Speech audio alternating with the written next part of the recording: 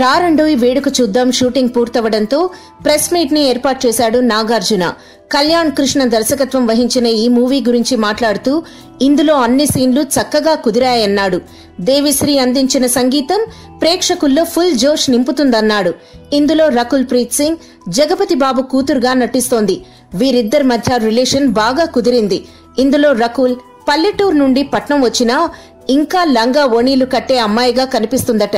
పరీక్షలు పాస్ అవ్వాలంటే గుడికెళ్లి దండం పెట్టుకుంటే చాలు అనుకుంటుంది. ఇలాంటి క్యారెక్టర్లో రకుల్ చాలా బాగా నటించింది. ఈ సినిమాలో కొత్త రకుల్ని చూడొచ్చు. ఈ సినిమా రకుల్ కి మంచి పేరు తీసుకొస్తుందని చెప్పారు. ఇక జగపతి బాబు గురించి మాట్లాడుతూ మా ఇద్దరికి చిన్నప్పటి నుంచి దయ్యాలంటే చచ్చేంత భయం. రాజుగారి గదిలో ఎలా నటిస్తున్నావని జగపతి నన్ను అడిగాడు అని చెప్తూ తమ చిన్ననాటి దయ్యాల భయం గురించి గుర్తు చేసుకున్నారు. ఈ సినిమా మంచి హిట్ ని అందుకుంటుందని భావిస్తున్నానని వెల్లడించారు. అలాగే సినిమా నచ్చకపోతే నేనసలు రిలీజ్ చెయ్యనివ్వనని చెప్పి అందర్నీ ఆశ్చర్యానికి గురిచేశాడు.